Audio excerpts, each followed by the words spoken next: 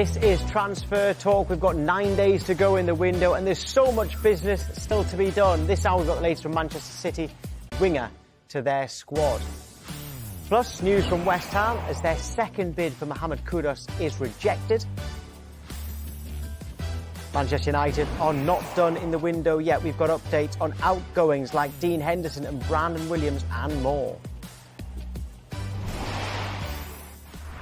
Very good afternoon to you at home and to Zach Jalab, Sam Obaseki, Nabeed Haroon, and for the first part of our show we welcome Pete Hackleton, Head of Sports and Entertainment at Safari Champness. Hello to you, Pete. Thanks for coming on. Just give us an overview of your role, what it entails and how it relates to football and transfers. All right, Tom. Yeah, thanks for having me. So my role and the role of my team is to look after a range of footballers, primarily Premier League, some Championship and other divisions. And we look after every aspect of their tax affairs. And for some players, that might just be doing their tax returns every year. But for other players, and particularly at this time of year, getting involved in the transfer deals and making sure that everything's taken care of from a tax and financial perspective. So when it comes to the process of transfers, at what stage do you get involved? Ideally as early as possible, but obviously that's not always possible. There is so much to resolve on any transfer deal that, the sooner that we can get involved, the better. Sometimes it might be the clubs that get in contact because they want to make sure that everything's taken care of from a tax perspective. Often it's the agents to make sure that the players are well looked after, or it might even be the players themselves to make sure they understand everything that's happening, the implications of the deal for them from both a financial and a tax perspective. Pete, for those people at home, us as well here, looking from the outside, completing deals seems pretty easy, pretty straightforward, but I'm assuming the reason you're here is to tell us that isn't the case. What actually goes into completing a deal? Yeah, OK, so I suppose the main thing that we are involved with on most deals these days is the implications of the agent's fees. So on, I would say, 95% plus of transfer deals, the agent's fees are paid by the club, but a proportion of those fees are paid by the club on behalf of the player. And so that element is taxable on the player. So that can make a huge difference given the size of some of the agent's fees.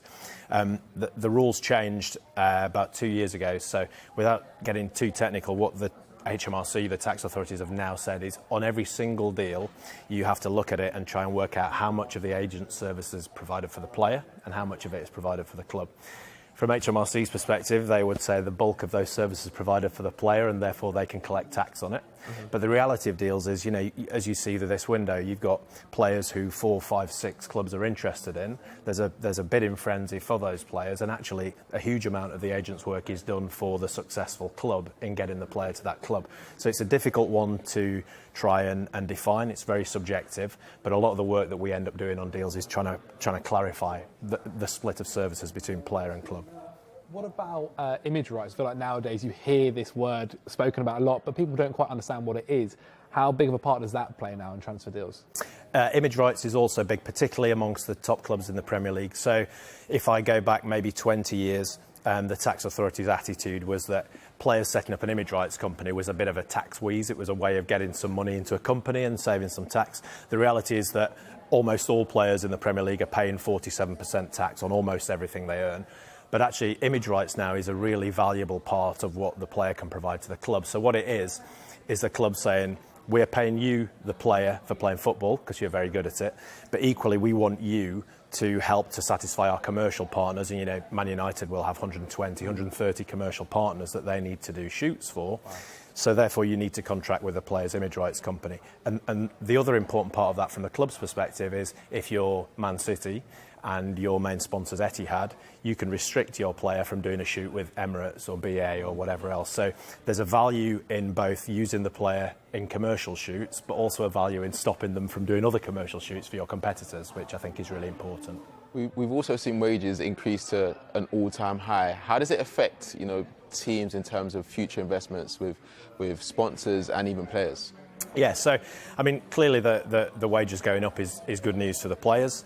A lot of the work that we will do is working with financial advisors to make sure players are preparing for the future.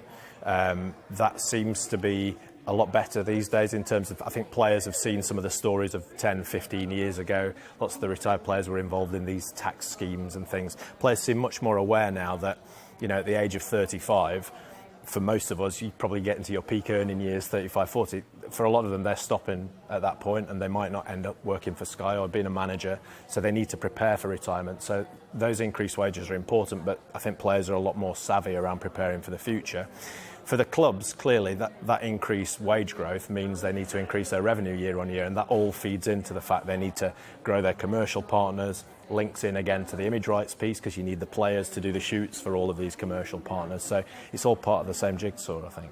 Something I've noticed this window is a lot of clubs are sort of going directly to players, so you keep seeing player has agreed terms with club. I don't think that was very common in the previous few windows. Yeah, it's a good question, that, because that in the past used to be called tapping up. Yeah. I mean, is it just accepted these days?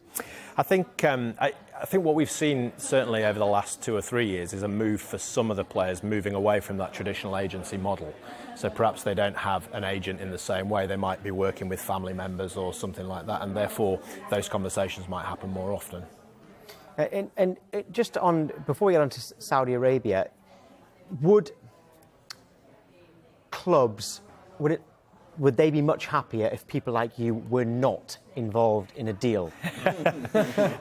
Great question. I think generally the work that we do helps to bring the clubs and the players together. I would hope that's the case. But I think what we're trying to do is find the best answer for both the player and the club in terms of minimising the tax cost, but within the letter of the law, making sure that the players are paying what they need to pay and what they should pay, but making sure the deal's carried out in the right way. I think also in terms of things like the image rights agreements, there's often quite a lot of tension between wanting to get a deal done as quickly as possible and announce a new signing, but then there's a lot of detail to go through on the image rights side, and we try and help to get that done as quickly as possible. It's interesting because I know that I know former footballers, I know people involved in entertainment, what have you, who have suddenly maybe got either a quiet stage of their career in terms of entertainment or the end of their career in football and been hit with tax bills and not had a clue. They've thought, well, what is this? Yeah. I mean, so I guess you are not quite a lifesaver, but you know what I mean? Yeah, and that sort of thing. Someone with that knowledge, you are actually vital in kind of educating these people that, well, you do have to pay those taxes, and this is why. Exactly, and that's what we hope to do. I mean, things like the tax on the agents' fees. Quite often when players come in from overseas, they're unaware of the UK tax system. They're probably unaware that the club is paying an agent's fee on their behalf. They're going to have to pay some tax on it. So knowing that as soon as possible is really helpful. And for a lot of those players, what we will then do is make sure that that's factored into their tax code, so they're paying it on a monthly basis. They don't have a big shock in January when they file their tax return. So hopefully we are trying to educate them as well. Saudi Arabia, right? Yeah. Vast amounts of money being spent. There's big transfer fees, yes, but it's really the wages that have been huge out there. What impact does that have on players, whether you go in there or not? I mean, there's a couple of pieces to it. I mean, the wages are huge, and we've been involved in 2 or 3 deals already, but they're huge. And being out in Saudi Arabia, the wages are tax-free. So when you compare that to a player in the UK, if a player in the UK is on 10 million a year, you virtually half that and say, well, the net's 5 million. If you're in Saudi on 10 million a year, that's 10 million a year. But the important thing about that from leaving the UK is you need to leave the UK, let's say today, and you need to be outside the UK till the end of this tax year and till the end of the following tax year. So if you're leaving the UK now, you need to be playing outside the UK until summer 2025. If you come back sooner, all of a sudden you never left the UK, and everything you've earned in Saudi could be taxable in the UK. Okay. How much of when you sort of have a player and they're linked to Saudi, how much of a role do you play in going, I feel like that's quite a good deal financially? Yeah. Because naturally a lot of people at home are going, we're losing our best midfielder to a team in Saudi. The agent's got a hand in this. How much of a hand is truly actually in there? Yeah, I mean, look, we'll talk the players through the implications of that, and clearly, you know, some of the salaries on offer are life-changing, and you might say, well, footballer salaries are life-changing anyway, but it would really set you up for the rest of your life. And to the question Tom asked earlier, you know, if you're assuming that a player's going to retire at 35 and, you know, lifespans now are typically till 85, you've got 50 years of retirement to pay for in that short career. What we will do is help to explain to the players that, you know, this is potentially a big amount of money tax-free, and you compare that to the lifestyle aspects of being in Saudi compared to maybe living in London, and it's what you prefer. I mean, I think we talked about the player aspect and coming back sooner. Obviously, managers going out there, managers can be fired in a different way to players, so thinking of staying out until summer 2025, sometimes as a manager you might not have that choice. Yeah, so if that manager is on, again, just a Yeah. round number £10 million a year out there, but gets sacked, and I assume they get whatever payoff they get as well, really can they move back to England, say, or if they do have to, do they have to give 40% straight to, even though they're earning it out there? So let's say if they were in the job until December 2024, let's say 18 months, and you've earned 20 million. If you were to come back to the UK December 2024, you'd potentially have a £9 million tax bill. Or potentially you could go and get a job somewhere else outside the UK for the next 6 months, or maybe even just go to Dubai for a few months, stay outside of the UK and not come back until the end of the tax year. But those things are important. I think that's what I might do. Those things. That's what I'd probably choose, if I'm honest with you, Pete. And just quickly before we get on to Kane and Bellingham, when you were talking about how if you're on £10 million a year out there in Saudi, it's tax-free, £10 million a year here, you can basically half it. If a Premier League club bought a player from Saudi Arabia, I take it that Saudi Arabian club does not pay anything on the transfer fee that they brought in. Absolutely, yeah. But in England, you do have to pay the tax on. Clubs have to take into account, if you're selling a player, clubs will bring that into their annual profit and loss account. So if you're generating big sums on transfer fees, you would have to pay tax on that. Quite often the clubs have got losses from earlier years that they can partly offset, but that is a consideration. Yeah. There's been massive deals around Europe as well, big fees. I mean, Harry Kane and Jude Bellingham, two of England's best players, both going Jude Bellingham going out to Spain with Real Madrid, Harry Kane going to Germany with Bundesliga.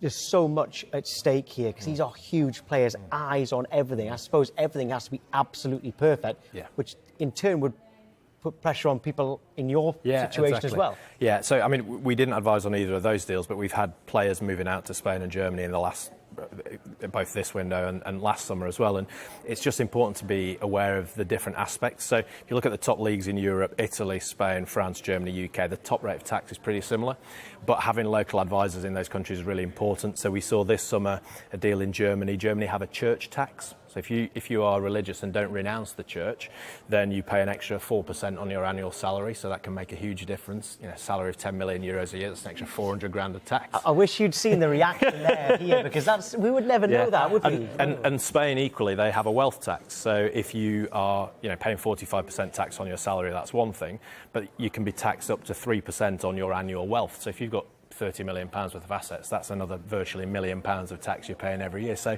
having local advisors in each country to make sure players are aware of that, because it can make a huge difference. Well, before I ask you a final question, people don't know who you support? Barnsley. Barnsley, there you go. I just thought I didn't want to give that away in case it was a secret.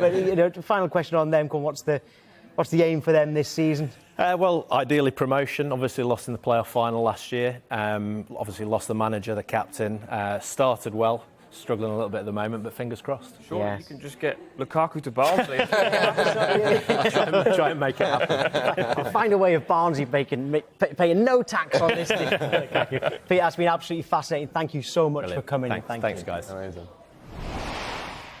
We've got loads of transfer news on the way, including from the Championship, as Leeds look to sign a striker, and we've got developments from Manchester City and West Ham.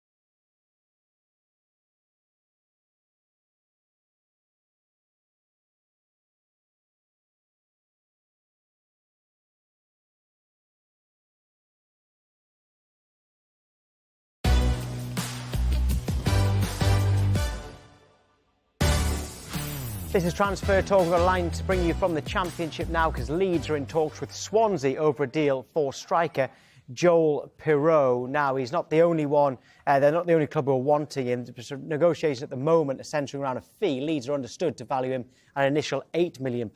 Southampton and Leicester also keen. Now, Nabeed, you and I, big fans of Joel Pirou as a striker. Are you as surprised as me that it's him staying in the Championship and not going to the Premier League?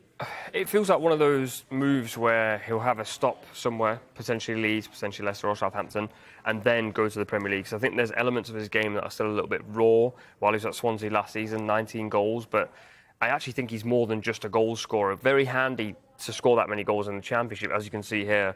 He's in the top four, but Chuba Akpom, Gyökeres and also Carlton Morris are out-and-out forwards, guys who score goals, whereas I think Pirou... And they're no longer in the Championship. Yeah, so I feel like this might be the move before he ends up in the Premier League, but it's very, very good signing for whoever gets him. Well, I guess the plan for those clubs, whoever signs him, is for him to get them into the Premier League and becomes a Premier League player that way. But Leeds are leading the race to sign the Rangers midfielder Glenn Kamara. It's understood Rangers are holding out for a fee of around £5.5 million. He joined in 2019 for just £50,000, and Leeds are also interested in a deal for Joseph Peinzel from Genk. Genk want around £8.5 million, so Leeds at the moment potentially spending a bit of money. Speaking of which, Sheffield United have agreed a fee with Aston Villa for striker Cameron Archer. There are still some final elements of the deal to conclude, but he is close to signing for Sheffield United, and one source has told us the fee is worth around about £18 million. Now, Manchester City are expected to make some progress with Jeremy Doku's move today. They've agreed a fee of £55.5 million with Rennes for the winger, and he is set for his medical. Nabeed, he seems like the kind of winger that the fans are going to like. I mean, they've just lost Riyad Mahrez, who is probably one of the most entertaining wingers in the league to watch, and I think Manchester City fans absolutely adored him. They also adored Leroy Sané, who eventually left, and then Raheem Sterling too. And then in between that, now we've had Jack Grealish and Bernardo Silva, and you can see from the graphic here, the bottom number and the one just above, the successful take-ons and dribbles per game, tells you he's going to get you off your seat. I think what we'll see is Pep may change his idea of how his wingers play, because Doku is extremely raw. He is an out-and-out dribbler. He wants to take on his fullback, whereas Bernardo and Grealish base their game more around retention of the ball. And I feel like he needs someone who now can just unlock the door on his own. And probably De Bruyne's injuries played a hand in that, because they sort of would have De Bruyne into Haaland, and that was the route to goal. You now bring in this explosive youngster who's completely unpredictable. And of course, he needs to improve his final product. But if Pep can get that working, they have a very, very exciting prospect on their hands. Sam, would that be the end of their business in terms of incomings? Yeah, I think so. I highly doubt that Manchester City will be too active in the last few days of the window. I was trying to look up to see if they had any deadline deals or things along those lines. I wasn't able to find anything. Maybe they have had a few, but I think with the way Manchester City have built their team in the last few years, they get deals done quite early. You know, Kovacic was done quite early. Gvardiol, we've seen what he can already do at Manchester City, and now Doku, who's going to be one for the future, but also one for now. And I think when you look at the squad that they have, and the amount of options that they have, obviously we know that KDB is injured, but this isn't the first season he's been injured. In the last few years, he's had periods where he's missed games. They've been worried if they're going to have players to replace his goals and assists. I think, if anything, now they're probably happier. Not happy because it's not great for a player to be injured, but you've got Haaland, and he's going to get you 20-plus goals. You've got Alvarez, who's going to feel more comfortable. He can play up top. He can play a bit deeper as well. Foden's hopefully going to have more of an opportunity to thrive at Manchester City. So I don't see them making any erratic signings or trying to push people through their system, knowing how difficult it is to actually play in Pep's system. Which of the signings this summer will have the biggest impact, do you think, Zach? Yeah, well, I think so far, Sam mentioned him really, Gvardiol. I mean, they've also obviously got Kovacic in Fudor, and they are very close, obviously, to Doku by the sounds of it. But this is the amount of money that they'll be spending on them. And Gvardiol is a lot of money to spend on a defender. But it kind of gives me that feeling, honestly, of when Van Dijk moved to Liverpool. Yeah. This is somebody who has the potential to be one of the best centre-backs in the world. He is so impressive at everything that he does. Are you you were laughing as well. Both of you were he laughing. started laughing. I think it is true. It was my though. link about Van Dijk, but I think that's huge. It's a big statement to say, but I think that's the potential he has. He has the potential to become the best centre-back in the world, and he can do every side of the game you want him to. Maybe there's a question mark over his agility. I remember there was a time against Messi in the World Cup where he looked a little bit foolish, but it's Lionel Messi, who doesn't, to be quite honest. But he's great on the ball, can play left-back, and with this new Pep system that he wants him to play. Looks like he's already got this like commanding presence on the pitch, and he's only 21 years old. The future for him, kind of learning and working under Pep, I think it's going to be so bright. And by the end of the season, we'll be looking back on that deal just thinking, is he probably the best centre-back in the league? The answer might be yes. Well, Manchester City's £80 million move to sign Lucas Paquetá from West Ham is off amid an FA betting investigation into the midfielder. Sources close to the deal hope that Paquetá's move to City might still happen in January. Now to West Ham, plenty going on there. They've had a second bid rejected by Ajax for midfielder Mohamed Kudus. The club will discuss whether to go back in with an improved offer. Ajax don't want to sell him. Kudus started both league matches, scoring in the opening game, providing an assist in the second. West Ham have opened talks with Sevilla over the signing of striker Youssef En-Nesyri. No formal bid yet. The Morocco international has 2 years left on his contract. Right, Sam, at the start of doing these shows a few weeks ago, West Ham fans were a little bit frustrated. They weren't very happy at their lack of incomings. In fact, there was none until quite recently. Will they be feeling much more optimistic now? Yeah, I'd like to think so. You know, they had a great game against Chelsea, and that was basically a core of players that had already played last season. Obviously, James Ward-Prowse had his debut, and he was incredible for them, getting 2 assists. But I think that midfield area was the key area that they wanted to improve. Obviously, Declan Rice leaving, your captain, it's going to be difficult to replace him. But James Ward-Prowse hit the ground running. Alvarez came on and he looked very comfortable in that system. Is another player that's going to benefit from James Ward-Prowse's deliveries and being in a team that is almost, they lack defending. You could see in that game on Sunday that they enjoy, the robust type of defending and fighting as a team. I also think that even if they don't get on a series, Mikel Antonio has always proved that when they have been linked with strikers, he is always going to perform regardless. He knows what he does for West Ham. There's not that many players can do what he does and score as consistent as he can. So if they are able to get a player like Kudus, I think that would be great for them. Playing in European football, almost increase the level that they already have. I can see him and Bowen really complementing each other in their front line. So yeah, I think they'll really be really happy with their signings. Remind us what they've actually done so far in the transfer window this summer, Zach. Yeah, well, as you said, a lot of it's happened quite recently by the looks of it, especially with Alvarez, Ward-Prowse and Mavropanos, which has happened over the last couple of days. But their outs have actually been quite interesting too. We've seen Declan Rice move to Arsenal for that huge fee of £105 million. They also sold Scamacca, who was their kind of star striker signing last year. Vlasic too, they brought in as well.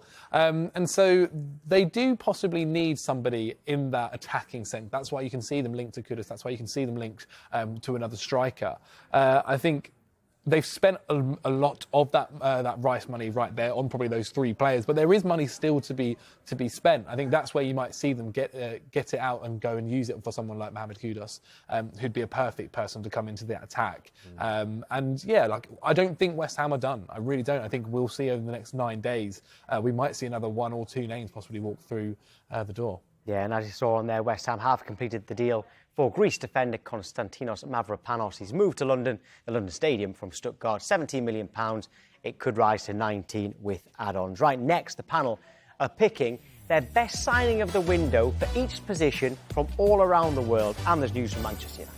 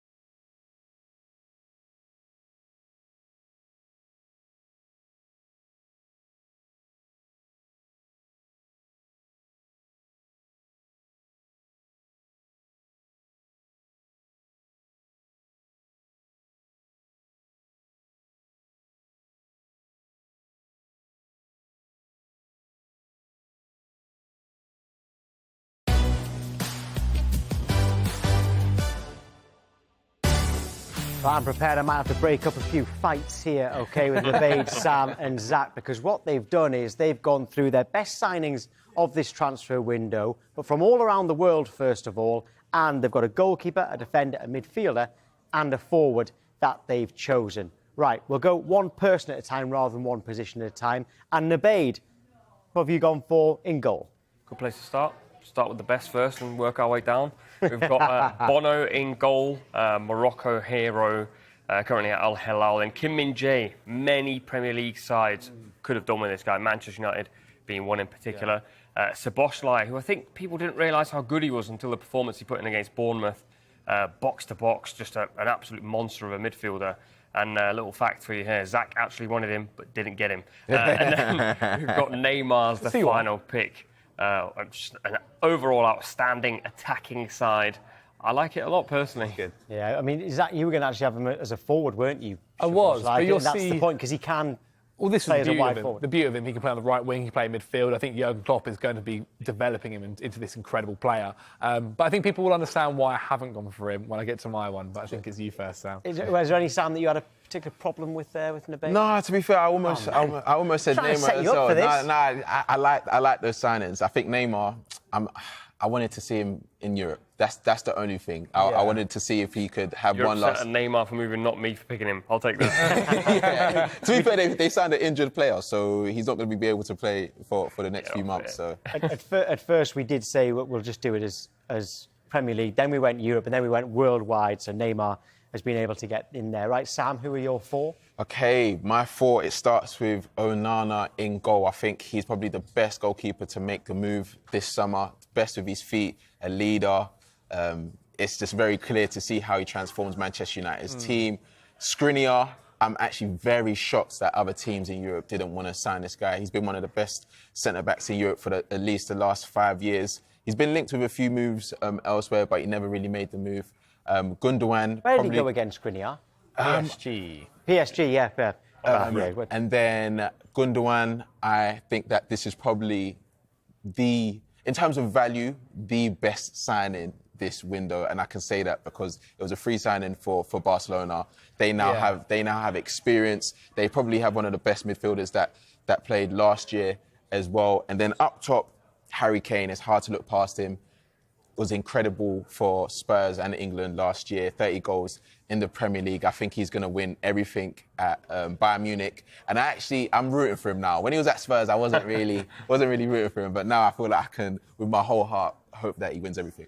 I really agree with one pick, Ilkay Gundogan. I actually think he'll be the most pound for pound best signing we'll ever see in football. Genuinely, he's in the top three, maybe top five if you want to extend it, midfielders in the world, and he's just got a free deal out. My only concern with that team is, though, it's a soft bunch. You're getting bullied by some of the other sides. Have you seen Onana, the way he comes out at goal? If he was running towards you, you would not be on it. Just to make it clear, we're not going to make these teams play each other at any point. It's interesting. There's two free transfers on Sam's as well. There is real value out there. I mean, Skriniar for free, all he's done in his career. Gundogan as well. It can really pay to wait. It's about getting them early, though. That's the thing. Like PSG, I think, have been dealing with this for a long time with Skriniar, and then Gundogan, obviously, is an incredible deal. They are great shouts, though, but not as good as these four. I can't lie. Now, Raya in goal for me, in terms of somebody that is cost not a lot of money, and a lot of keepers were going for a big amount of fees or big rumours for fees too. He's fantastic. I think he's going to offer great competition for Arsenal and Ramsdale and really make that number one spot the best person possible for their form. Gavardio, I spoke about him earlier. Like, this is a guy who can be the best centre-back in the world, not just in 5 years' time, but this season. And playing under Pep Guardiola, I think he'll be fantastic and just could be winning a lot of trophies within the next couple of years, that's for sure. Jude Bellingham was a lot of money to get him to Real Madrid, but fantastic for his career, fantastic for England as well and the national team and how he'll develop. He already is looking like a fantastic midfielder for them, already got 2 goals as well. There's some brilliant celebrations. I think we're going to see him mature. He's already very mature for his age, but I think we'll see him mature really well at Real Madrid. And then the final one, Lionel Messi. I don't really think you're talking about transfer fees and everything. Getting Lionel Messi for free, obviously he went over to Inter Miami to the MLS, and just this is a guy who we've already seen some of his highlights, scoring fantastic goals all the time. But that's just Lionel Messi. He found it easy in Spain. He found it easy in France. He just finds football easy. He's, in my opinion, the greatest player to have ever played the game, and just watching him and whatever team can get him has done well getting his services. I have a slight qualm with that. This is how I know you're a Chelsea fan, Zach. That's a very expensive team you've got there. We should have put a budget cap on it. Look, I mean, for some of the players that we've got there, you're going to have to pay a lot of money for it, and probably to get the best player in the world, or one of, if not the best of all time, for nothing is pretty good. Sam, Messi, Neymar and Kane all moving in one window as well. It's kind of, wow, you don't normally see that. Yeah, but I feel like this is probably one of those windows where you're seeing a lot of people look at their futures and trying to. For Kane, he needs to start challenging for Champions League spots and the trophies that everyone expects him to win. Neymar, it just hasn't worked out at PSG. Same with Messi as well. I think Messi, after the World Cup, what more is there for him to achieve in football? He's literally done everything. And now he's doing Marvel celebrations with his kids. Like, he's literally living the life. So I can understand all the moves happening. For a lot of them, though, this is kind of, it feels like maybe an era of the changing of the guard. Like, a lot of these guys are getting their last boost. Kane, to be fair, might, after a few years, if he wins a lot of stuff, possibly come back to the Premier League. He could do that. But for a lot of them, they are now at the age where this is their final transfer they can get and earn the big money. We were speaking about that earlier. And kind of get that final transfer before maybe the end of their career.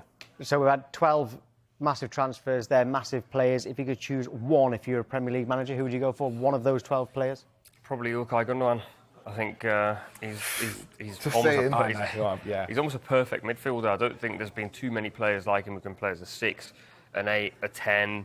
I think he even played as a false 9 for a little period.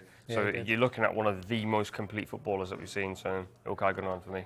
Because you picked my player, I'm going to pick one of yours, and because he's one of my favourite players, Neymar. I would just love to see him in the Premier League and see what he's capable of doing, and to see him playing a Champions League again. Yeah, shame that it's a real shame we never seen him in the Premier League, I've got to say. Zach? I mean, their players are all kind of into their 30s now. Their careers are nearly done. Jude Bellingham. Honestly, Jude Bellingham, bring him in. You mentioned someone there who can play kind of 4, 6, 8, 10, you name it, 9 if you need to be. This is the guy. This is the guy's whole reason he kind of wore the 22 shirt from Birmingham to Dortmund, and he's just incredible. Like, I think he's somebody that we are very lucky to have in the England setup. That's for sure. Right, let's get back to Manchester United then, because Ipswich Town remain in talks with Manchester United about the signing of their fullback Brandon Williams. The deal under discussion is understood to be a loan, but with an option to buy. Meanwhile, Manchester United have a broad agreement with Fenerbahce to sign goalkeeper Altay Bayindir. The deal is about £4.5 million. However, they're assessing a back issue before deciding whether to proceed with the deal. That would mean that Dean Henderson would be likely to leave. Nottingham Forest and Crystal Palace are keen. But Nabeed, the Manchester United fans who've been getting in touch with us for the last few weeks, they've all said they feel that they need a defensive midfielder. Do you think that's the case? I mean, I think they're absolutely nailed on. Manchester United currently are struggling with the first phase of play, where it's played out from the keeper. Casemiro has never really been a player who's involved in build-up play. And I think what they're finding now is, without Eriksen in there, trying to mould Mount into that position might be a little bit tricky.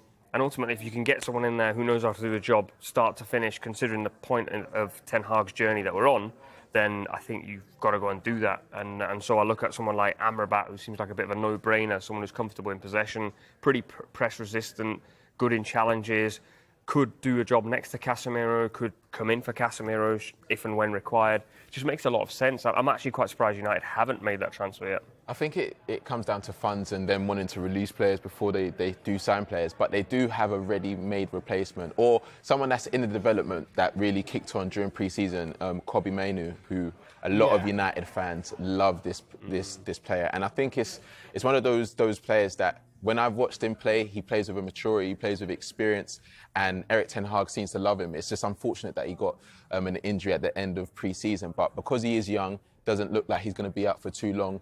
And with learning from Casemiro and having the players like Bruno and Mount around him, I think that's the perfect environment for him to, really develop and come into his own. They don't necessarily need to spend upwards of, 40 million or 50 million if they've got him in their ranks already. I mean, it felt like he was going to start probably against Wolves if he had stayed fit, unfortunately. You mentioned players that are probably 40 to 50 million. That could be what it costs to get my guy. Florentino Luis, obviously, he's been incredible. He's been linked to a few other clubs. Liverpool actually have had a strong interest in him. But he's someone who is young but can go into the side now, doesn't need to come necessarily be developed. He can be developed at the same time as playing. If I had to liken him to someone, I'd actually probably liken him to Fabinho, who's now just left Liverpool. He's fantastic at those kind of roles. He's an absolute tackle monster. In terms of, he's averaging, I think, 6 tackles and interceptions a game, which is really, really impressive numbers. He's obviously quite experienced for his age as well. Made 12 Premier League starts, featured in the Europa League, 86 appearances for Benfica already. He's somebody that's got kind of every asset you need him towards his game. You can develop as well for whatever way you want him to play. And two, could partner Casemiro, could kind of play instead of him, and somebody that I think United do need. They do need to get somebody in that position, though, I do think, 100%.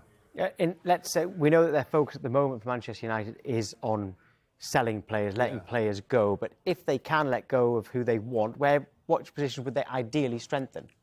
I think there's several, if we're being quite honest, at the moment.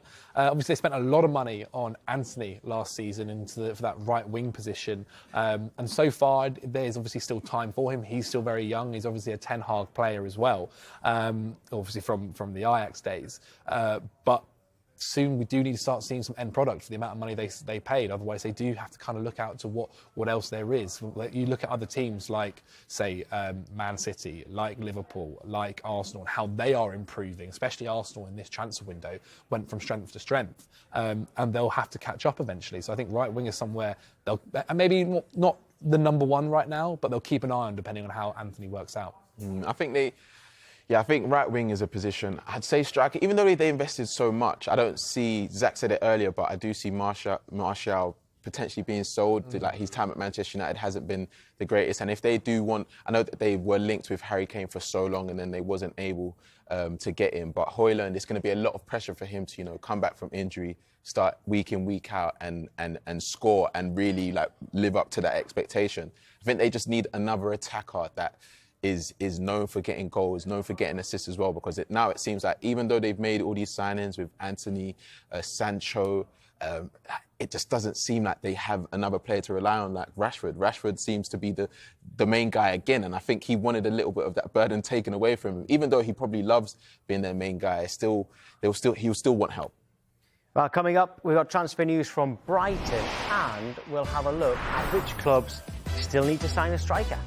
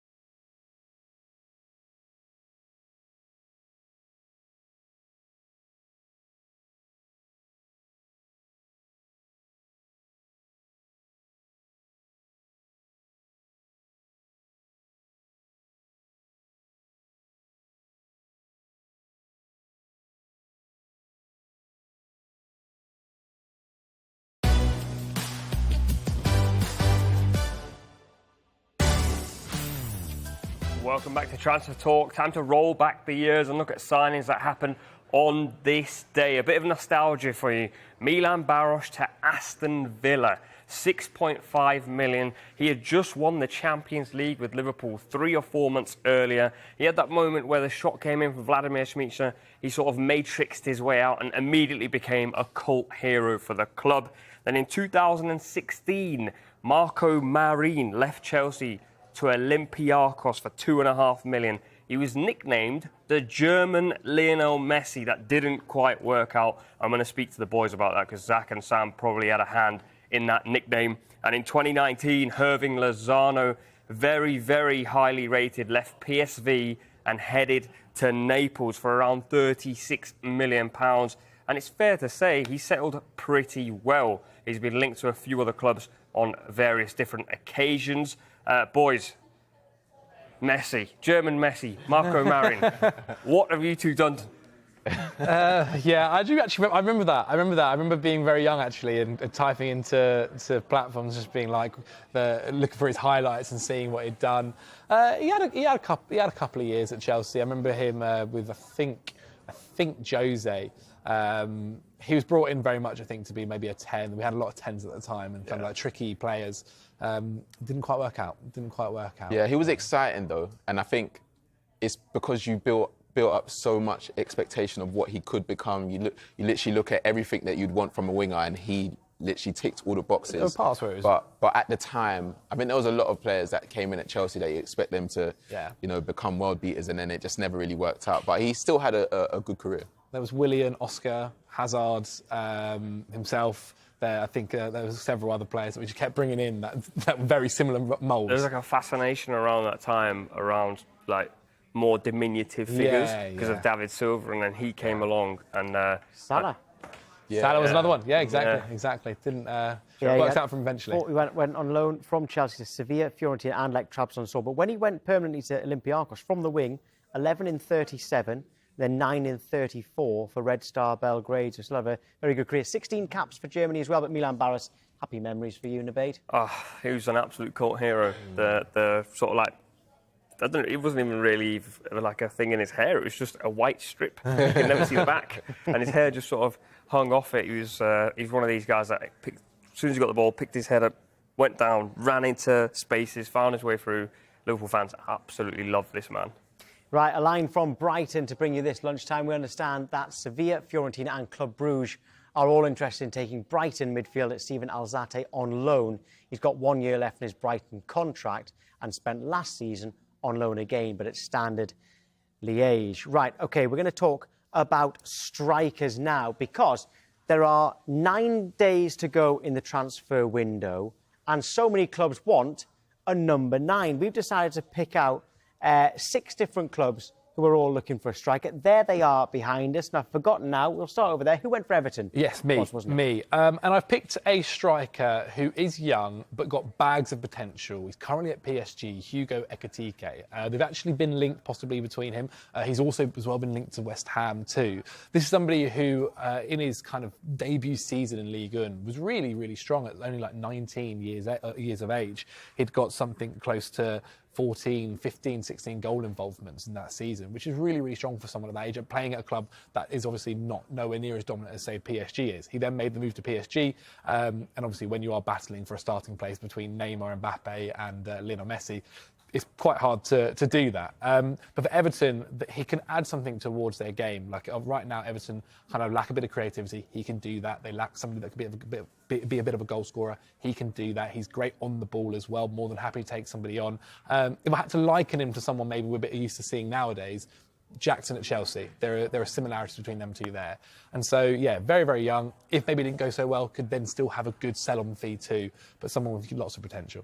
Right, well, Tottenham, of course, we've got a Harry Kane-shaped hole, Sam. Yeah, I found this one interesting because I originally said at the start of the season that Richarlison will kick on. Obviously, he only scored 1 goal last season, but I thought that, with Kane leaving and him being guaranteed more minutes, he'll be able to hit the ground running, and the system that Postecoglou plays in, he'll be able to thrive and get goals and be instinctive in the box. But I know it's a short time frame to, make judgment on players, but just doesn't seem to be clicking as much. And obviously, like I said, it's only 2 games, so it could end up being a really good season for him. But I said it earlier, and I know it's very controversial, but Balogun at Spurs, the team that they have, Maddison behind him, Son, Kulusevski as well. I think that would be an incredible place for him to go to. Arsenal fans will obviously hate me saying this, but I think what he did last season and the fact that they're trying to get into European spots again, they want to win trophies, they really have aspirations of being as successful, probably the best season that they have had in the last few years. That's what they're hoping to have. So I think that would be great for him. So yeah, I don't see it happening, but I've got Balogun to Palace. I think there's there's not many number 9s, not many strikers around. We're all sort of shopping in the same window. But I also think he'd suit Crystal Palace. I don't think there's any chance he goes to Tottenham. I don't think he'll weigh very well with Arsenal fans, but I think he'll do very well at Palace. They're a counter-attacking side. They sort of play to his strengths, I think. And also he's got like a development phase to come. And I think he may go to Palace for a little while and then maybe head back to Arsenal possibly. OK, Sam, Fulham. Yeah, Fulham's case is interesting because obviously it looks like Mitrovic is going to eventually get his move. But they have signed Jimenez, they've signed Traore as well. They're still linked with a few other wide men that they're hoping to, contribute to goals. So it doesn't necessarily seem like they're desperate in a sense to spend a lot of money on a striker. But I think Cameron Archer, who we spoke about in the past, that did really well in the Championship, could be a player that still probably wants that Premier League experience, a player that could thrive for Fulham and almost be their go-to player while Jimenez finds his feet again after his injury. And I think that if they're able to have that rotation, it could be a really good move for them. Yeah, they've just missed out on Cameron Archer. Yeah. It seems that they might be able to gazump Sheffield United. Yeah. That news coming in the last hour or so. Wolves. That's me. Yes, Nabeed. I think they're okay. I think, as I say, there's not many number 9s out there. They created a high volume of chances against United. I've been pleasantly surprised by the football they've played. Fabio Silva, I know a lot of fans have given up on him, but I think he still could come good, and they'll get goals from midfield, so I feel like they'll be fine. Right, West Ham, you already said something for West Ham, didn't you? No, well, we've already spoken about him. I was just going to say En-Nesyri, to be fair. I was just going to say, they linked to him, he would have been great. You were Balogun to Crystal Palace. Yeah. Well. There you go. 9 days to go. Lots of clubs needing a number 9. Right, we're back tomorrow for Good Morning Transfers. That is 9 a.m. until 10 a.m. And then this show, Transfer Talk, is again midday. And the show's coming up on Sky Sports News. We've got news from Manchester United and the potential takeover of the club and another blow for England's Rugby World Cup campaign.